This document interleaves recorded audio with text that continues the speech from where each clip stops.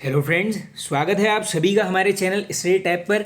दोस्तों, इस वीडियो में यहाँ पर डिस्कस करेंगे हिंदी का प्रैक्टिस सेट जिसमें लिए गए हैं 40 क्वेश्चंस और उसी के साथ में दोस्तों वीडियो के एंड में यहाँ पर 50 विलोम शब्द को भी करेंगे हम यहाँ पर कवर। तो चलिए वीडियो कर लेते हैं स्टार्ट। आप भी अपना यहाँ पर स्कोर चेक कर लेना 40 में से हिंदी में कितने आपके करेक्ट हो रहे हैं। फर्स्ट क्वेश्चन है दोस्तों, हिंदी के प्रथम गद्यकार कौन है? काफ़ी बार बनता है ये वाला question. Correct answer option number C, ये हैं आपके लल्लू लाल।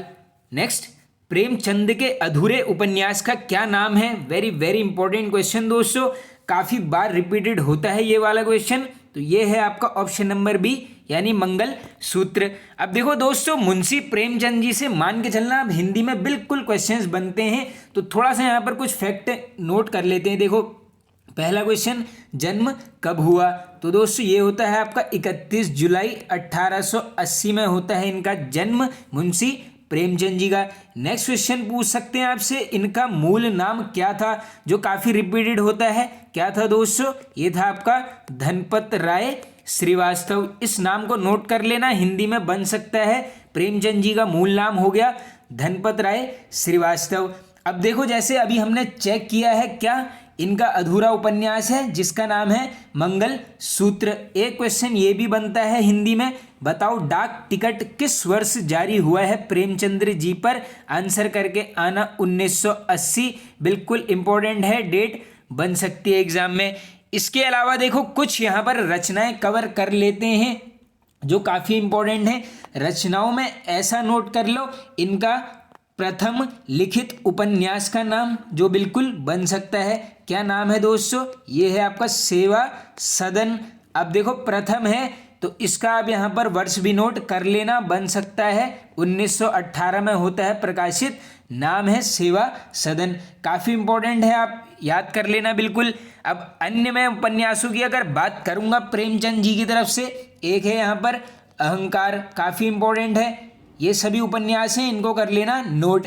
नेक्स्ट इंपॉर्टेंट दोस्तों, एक है यहाँ पर निर्मला, रिपीटेड है। नेक्स्ट इंपॉर्टेंट दोस्तों, काया कल्प, काफ़ी बार पूछा जाता है। इसके अलावा एक है दोस्तों यहाँ पर कर्म भूमि, ये भी बहुत बार पूछते हैं, इसको भी कर लेना आप याद। इसके अलावा लास्ट एक नोट कर लो, देखो ये शायद अच्छा ऑप्शन में नहीं आया है, नाम है यहाँ पर गोदान। इसको ऐसा याद कर लो कि ये है आपका क्या अंतिम उपन्यास क्या है प्रेमचंद जी का? ये है गोदान। इसका पूछते हैं वर्ष 1936। वेरी वेरी इंपॉर्टेंट क्वेश्चन, कर लेना याद। देखो, प्रथम लिखित उपन्यास ऊपर चेक कर लिया है, सेवा सदन 1918 में। अंतिम उपन्यास गोदान 1936। चलते हैं आगे दोस्तों नेक्स्ट क्वेश्चन की तरफ। नेक्स्ट, निराला को कैसा कवि माना जाता है? तो दोस्तों जो ये सूर्यकांत त्रिपाठी जी निराला जी हैं, इनको माना जाता है एक प्रकार का क्रांतिकारी कवि, यानी हमारा ऑप्शन नंबर ए होगा यहाँ पर बिल्कुल राइट आंसर। देखो दोस्तों, बाकी ये सूर्यकांत त्रिपाठी निराला जी को जो है यहाँ पर डिटेल में कवर कर दिया है, ये आप सामान्य हिंदी वाली प्लेलिस्ट में जाकर एक बार जरूर चेक कर लेना। नेक्स्ट क्वेश्चन, गूलर का फूल होना मुहावरे का क्या अर्थ है? तो दोस्तों, गूलर का फूल होना मुहावरे का अर्थ हो गया आपका दुर्लभ होना। ऑप्शन नंबर सी होगा हमारा बिल्कुल राइट आंसर। आगे चलते हैं नेक्स्ट है आपका अगोचर। अब इसको हमने क्या करना है, एक्सपेंड करना है, पूरा सेंटेंस बनाना है। एक पर्टिकुलर वर्ड यहाँ पर आपको दिया गया है, तो क्या है इसका अर्थ? जिसका अनुभव इंद्रियों को ना हो, इसको बोलोगे आप अगोचर। ऑप्शन नंबर डी हमारा करेक्ट हो जाएगा। नेक्स्ट, चरर मरर खुल गए अरर स्वर फड़ों में कौन सा अलंकार है? अब इसमें बताना है अलंकार, और यही वाला अलंकार काफ़ी बार होता है दोस्तों रिपीट। तो ये है आपका कौन सा? अनुप्रास अलंकार। ऑप्शन नंबर बी होगा बिल्कुल हमारा करेक्ट आंसर। नेक्स्ट, हो सकता है राम का काम बन जाए। अब ये बताना है हमने ये किस प्रकार का सेंटेंस है। अब देखो, आराम से अगर आप पढ़ोगे तो क्या बोल रहा है, हो सकता है राम का काम बन जाए। तो देखो, हो सकता है या नहीं भी हो सकता है, यानी क्या है, एक संदेह टाइप का यहाँ पर आपको साउंडिंग आ रही होगी। तो ये क्या है, संदेहवाचक वाक्य। ऑप्शन नंबर ए होगा हमारा 7th का करेक्ट आंसर। आगे चलते हैं नेक्स्ट दोस्तों, राम क्रिकेट खेलता है पर अच्छा नहीं। अब ये किस प्रकार का वाक्य है? अब देखो ये क्या हो जाएगा, सिंपल सी बात है, अपने में भी रिलेट कर लेना। बात हो रही है राम क्रिकेट तो खेलता है लेकिन अच्छा नहीं, तो ये क्या है, एक संयुक्त वाक्य है, यानी 8th का हो गया हमारा option number A correct. Next चलते हैं आगे। नेक्स्ट है दोस्तों, वर्तमान हिंदी का प्रचलित रूप है, तो इजी हो जाएगा दोस्तों, ये है आपका खड़ी बोली, option number D correct. Next, किस शब्द की रचना प्रत्यय से हुई है? अब देखो दोस्तों, वर्ड्स के एंडिंग में लगते हैं ये प्रत्यय, तो इन सभी ऑप्शंस में तो देखो व्यायाम की भी नहीं हुई है, इसमें ये उपसर्ग का ही शब्द है। इसी प्रकार अपमान भी वही है, अभियोग भी, यानी ये सब की रचना हुई है आपकी उपसर्गों से। ये होगा आपका ऑप्शन नंबर डी, इनमें से कोई नहीं। नेक्स्ट चलते हैं आगे। नीचे दिए गए विकल्पों में से तत्सम शब्द का चयन कीजिए, यानी दोस्तों जो शब्द यहाँ पर संस्कृत से एज इट इज लिए गए हैं उस शब्द का हमने है यहाँ पर चयन करना है। तो देखो शहीद जो है ये है आपका तद्भव शब्द, इसी प्रकार बहु भी तद्भव है, पड़ोसी भी, यानी ये गोधूम, ऑप्शन नंबर ए हो गया हमारा 11th का बिल्कुल करेक्ट आंसर।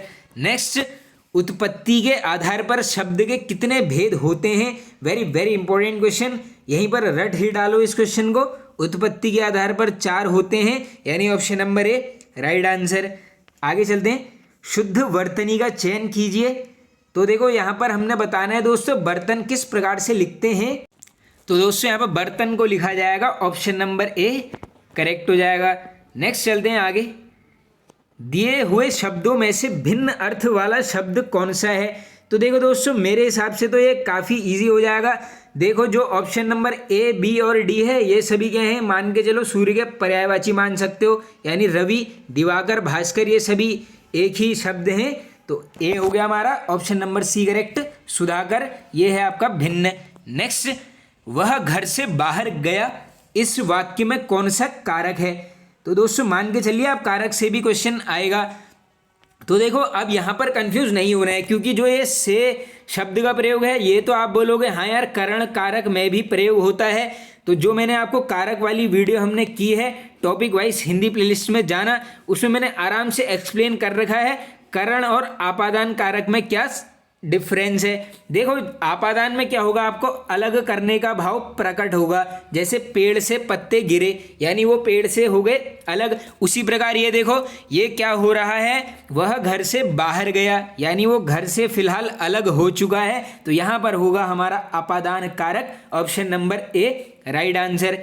नेक्स्ट आगे चलो, निम्न में से विकारी शब्द कौन सा है? अब इसमें बताना है हमने विकारी शब्द, तो ये हो जाएगा आपका लड़का, ऑप्शन नंबर सी करेक्ट।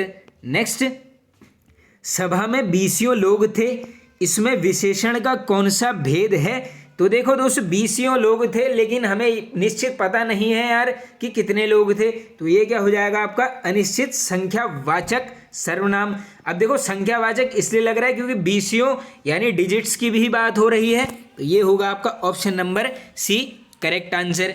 आगे चलो, नेक्स्ट, मंद का विलोम शब्द है, ये वाला रिपीटेड होता है काफ़ी बार, तो मंद का हो जाएगा आपका द्रुत, option number A correct. Next, Gandhi ji ने रेडियो को क्या बोला? वेरी वेरी इंपॉर्टेंट क्वेश्चन, ये रिपीटेड है दोस्तों। तो गांधी जी ने रेडियो को क्या बोला? अद्भुत शक्ति, ऑप्शन नंबर ए होगा राइट आंसर। नेक्स्ट, दूरदर्शन में रंगीन प्रसारण का शुभारंभ कब से हुआ? डेट याद कर लीजिए, बिल्कुल आ सकता है 1982 यानी 1982, ऑप्शन नंबर डी करेक्ट।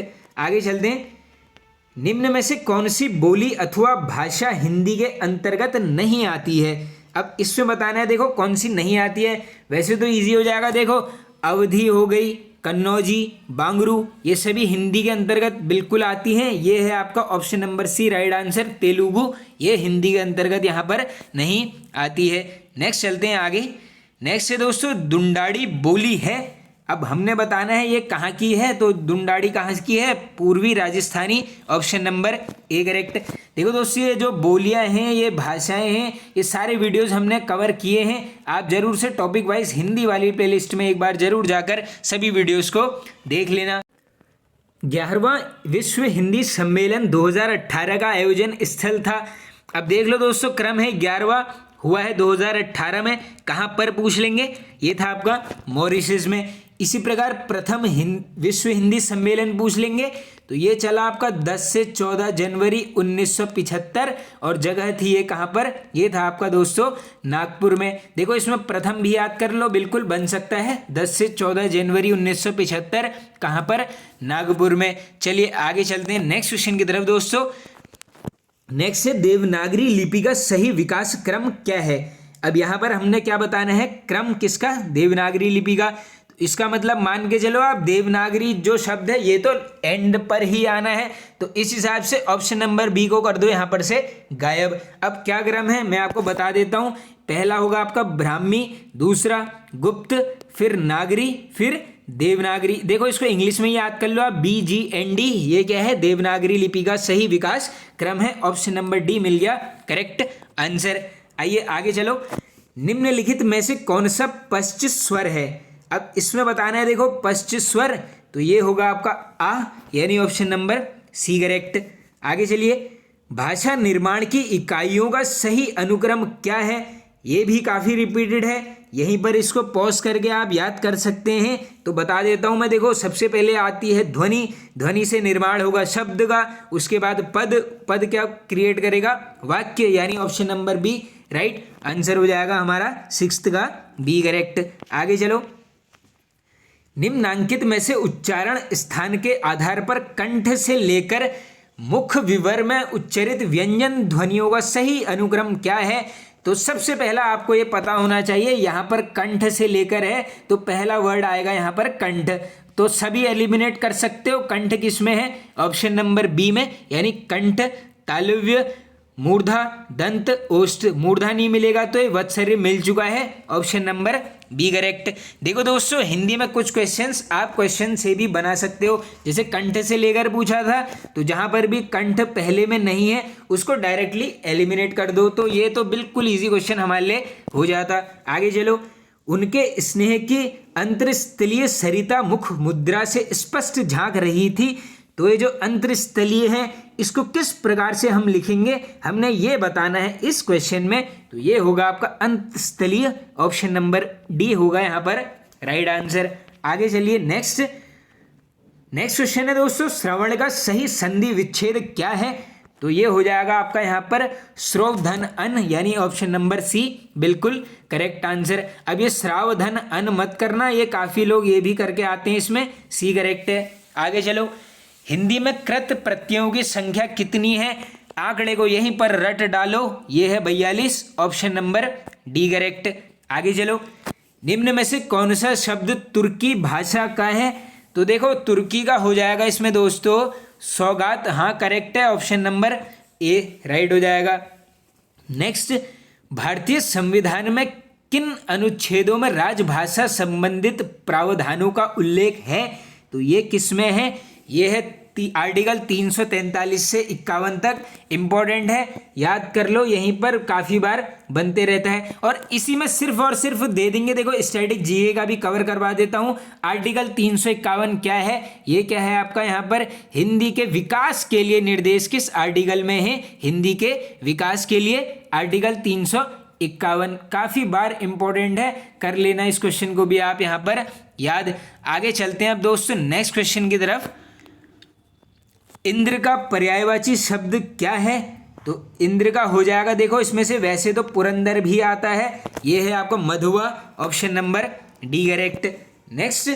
मंद का विलोम शब्द, ये क्वेश्चन दोस्तों शायद ऊपर रिपीट हो चुका है, ये है आपका द्रुत, ऑप्शन नंबर ए राइट आंसर। आगे चलिए। पशु शब्द का विशेषण क्या है। अब देखो पशु से क्या विशेषण बनेगा दोस्तों, तो ये बन जाएगा आपका पार्श्विक, ऑप्शन नंबर बी करेक्ट। इसमें देखो पशुता भी आपको यहाँ पर क्या करेगा, काफ़ी कंफ्यूज कर देगा, तो आराम से याद ही कर लो, पशु का विशेषण पार्श्विक। आगे चलो। Next question. अनुशासनात्मक कार्यवाही की प्रक्रिया के फलस्वरूप पद से नीचे उतरना, तो ये एक वर्ड में हमने बताना है, तो ये क्या हो जाएगा, पदावनति, ऑप्शन नंबर ए करेक्ट। अब देखो इसमें पदोन्नति क्या करेगा, कंफ्यूज, पदोन्नति मतलब ऊपर की तरफ चल रहे हैं, इसमें क्या है पद से नीचे, तो ये है पदावनति। आगे चलो। वाक्य के अशुद्ध भाग का चयन कीजिए। अब आइए करते हैं इस वाक्य के अशुद्ध भाग का चयन। पहला है, शीर्षक को चयन करते समय अनुच्छेद में निहित भावों और विचारों की परख कर लेनी चाहिए। तो इसमें क्या है, देखो सेंटेंस गलत, ये है आपका ऑप्शन नंबर ए। ये क्या है, शीर्षक को चयन। ऐसा हो सकता था कि शीर्षक का चयन करते समय अनुच्छेद में निहित भावों और विचारों की परख कर लेनी चाहिए। 17 का ए सही हो जाएगा। आगे चलो, नेक्स्ट है दोस्तों, रहीमन जो गति दीप की, कुल कपूत गति सोए, बारे उजियारे लगे, बड़े अंधेरो होए। इस पंक्ति में कौन सा अलंकार है, ये हमने बता देना है। तो ये है आपका श्लेष अलंकार, option number A correct. Next, Hindi कविता को छंदों की परिधि से मुक्त कराने वाले कौन थे? वेरी वेरी इंपॉर्टेंट क्वेश्चन, यहीं पर याद कर लेना। ये है आपके Suryakant Tripathi Nirala ji, option number C correct. आगे चलिए, नेक्स्ट अब हिंदी का लास्ट क्वेश्चन है, इसके बाद करेंगे विलोम शब्द स्टार्ट। जनमेजय का नागयज्ञ किसकी कृति है? काफ़ी बार हिंदी में ये क्वेश्चन रिपीटेड है, इसको भी यहीं पर याद कर लेना। ये है आपकी छायावाद का ब्रह्मा, जिनको बोला जाता है जयशंकर प्रसाद जी। चलते हैं आगे दोस्तों अब नेक्स्ट टॉपिक की तरफ। नेक्स्ट है हमारा अनुलोम और विलोम शब्द। देखो लेफ्ट साइड में है आपके अनुलोम और राइट साइड में क्या है, उसका विलोम शब्द है। तो आओ फटाफट से कर लेते हैं कवर। फर्स्ट है इसमें सृष्टि, तो सृष्टि का विलोम हो गया आपका यहाँ पर दोस्तों प्रलय। नेक्स्ट जंगम, विलोम हो गया स्थावर। नेक्स्ट इंपॉर्टेंट तुच्छ, इसका विलोम है महान। नेक्स्ट विशिष्ट, इंपॉर्टेंट भी है, विलोम है आपका सामान्य। नेक्स्ट दोस्तों कीर्ति, इसका है अपकीर्ति। अल्पज्ञ, विलोम हो गया बहुज्ञ। आगे चलो, नेक्स्ट दोस्तों विस्तृत। विस्तृत का मतलब ये मान के चलो, बड़ा सा शब्द मान के चलो, इसका उल्टा क्या हो जाएगा, छोटा यानी संक्षिप्त। नेक्स्ट अधम का उत्तम, रिपीटेड है, याद कर लेना। नेक्स्ट नश्वर। अब देखो दोस्तों, मुझे पता है डायरेक्टली कि ये नश्वर का आपको अनश्वर नहीं मिलेगा, विलोम आएगा तो वहां पर ऑप्शन में शाश्वत जरूर मिल जाएगा, तो यहीं पर कर लेना कवर। आगे चलते हैं, नेक्स्ट है आपका आकर्षण, इसका विलोम है विकर्षण। नेक्स्ट इंपॉर्टेंट संकीर्ण, विलोम है विस्तीर्ण। नेक्स्ट हास्य, रिपीटेड है, याद कर लीजिए, विलोम हो गया वृद्धि। नेक्स्ट सहयोगी, इसका विलोम है प्रतियोगी। नेक्स्ट इंपॉर्टेंट पोषक, विलोम शोषक। दीर्घायु का अल्पायु। जोड़ घटाओ, सुलभ दुर्लभ। आगे चलते हैं, नेक्स्ट है दोस्तों जड़, जड़ का विलोम है चेतन, याद कर लेना, इंपॉर्टेंट है। नेक्स्ट इंपॉर्टेंट सापेक्ष का विलोम है आपका निरपेक्ष। नेक्स्ट अधिमूल्यन, इसका विलोम हो गया अवमूल्यन। सरल कठिन, बिल्कुल इजी है। अति का रिपीटेड है दोस्तों, ये है आपका न्यून। आगे चलो, नेक्स्ट है आपका दोस्तों अचल, इसका विलोम हो जाएगा चल। स्थूल का सूक्ष्म, उद्यम आलस्य, रिपीटेड है, याद कर लीजिए। नेक्स्ट है आपका हया, इसका है आपका बेहया। नेक्स्ट निषिद्ध, इसका होगा विहित। उपयोग अनुपयोग। जारज, रिपीटेड है, याद कर लेना, इसका है औरस। नेक्स्ट इंपॉर्टेंट शुष्क, इसका हो गया आर्द्र। अल्पज्ञ, विलोम है आपका सर्वज्ञ। नेक्स्ट इंपॉर्टेंट है और रिपीटेड है पृथक का एकत्र। नेक्स्ट इंपॉर्टेंट दोस्तों तृष्णा, इसका विलोम हो जाएगा वितृष्णा। नेक्स्ट इंपॉर्टेंट मग्न, इसका है दुखी। अनदर इंपॉर्टेंट उपमेय, तो इसका है आपका अनुपमेय या फिर कहीं पर मिलेगा उपमान। आगे चलते हैं दोस्तों, नेक्स्ट है यहाँ पर आकाश, तो इसका विलोम हो जाएगा पाताल। ज्येष्ठ, रिपीटेड है लघु। उत्थान, रिपीटेड है पतन। तृष्णा वितृष्णा। नेक्स्ट इंपॉर्टेंट भूगोल, इसका है खगोल। नेक्स्ट काफ़ी बार बनता है निषिद्ध, इसका है विहित। अनुलोम का प्रतिलोम। नेक्स्ट इंपॉर्टेंट दोस्तों स्वजाति इसका हो जाएगा विजाति। Shri Ganesh very very important, इतिश्री, उन्मीलन, निमीलन। नेक्स्ट है आपका इप्स्ति, ये है आपका अनिप्स। नेक्स्ट अधिकृत, अनधिकृत। लास्ट है आज का अमित, तो इसका हो जाएगा आपका परिमित। तो फ्रेंड्स ये वाला पार्ट हो जाता है एंड। आई होप आप सभी को पसंद आया होगा दोस्तों। पसंद आए तो एक लाइक कर दीजिए और एक शेयर आप सभी यहाँ पर वीडियो को जरूर कर देना। Okay friends, thank you.